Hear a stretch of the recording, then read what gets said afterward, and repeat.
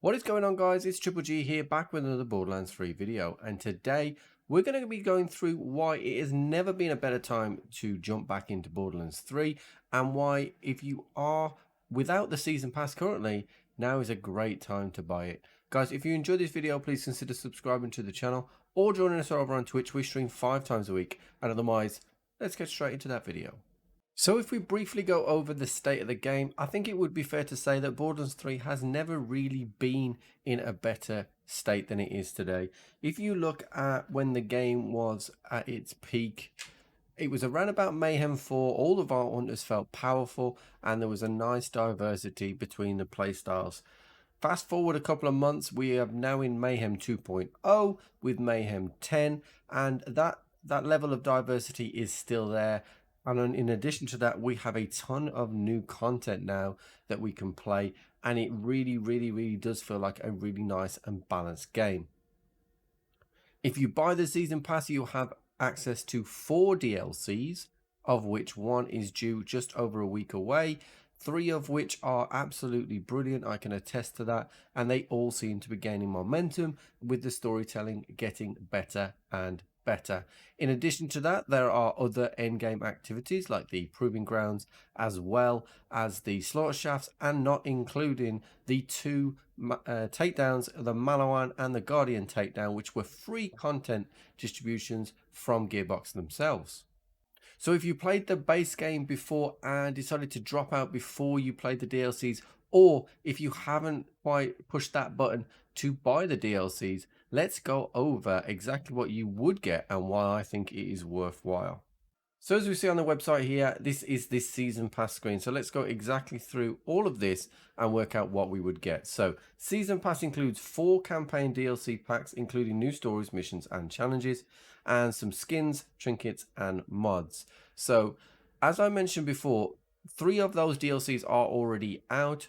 The Handsome Jackpot had a ton of good stuff in there, including, if you are a Zane main, the best class mod currently for Zane, absolutely incredible, and a couple of really unique weapons.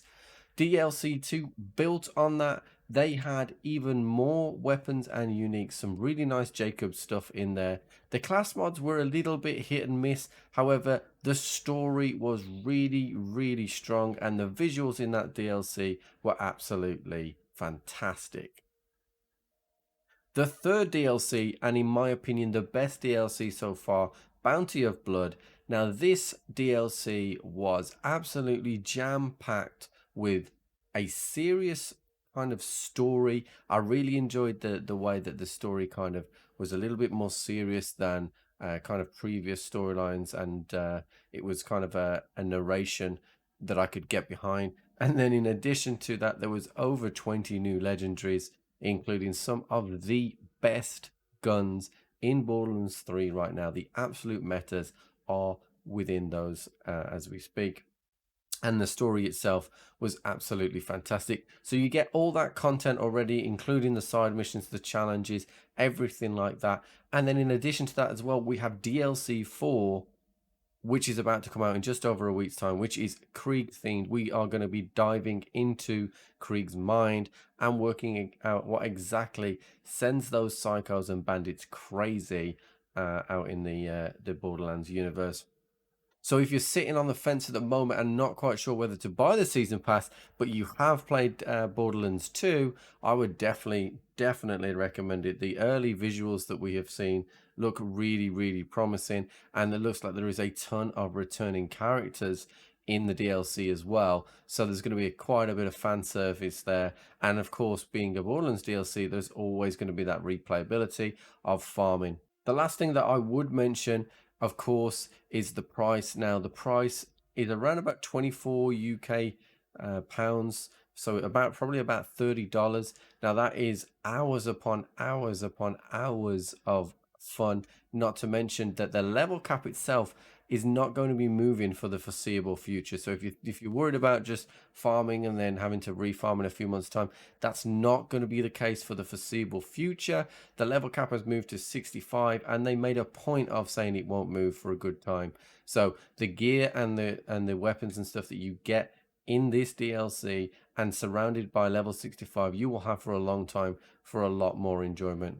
So guys, that's it for today's video. This is why I believe it is never been a better time to jump back into Borderlands. It is absolutely brilliant. One of my most favorite games, definitely the best Borderlands of the series so far. If you agree or would like to leave a comment below, please consider subscribing to the channel. And otherwise, I'll catch you on the flip.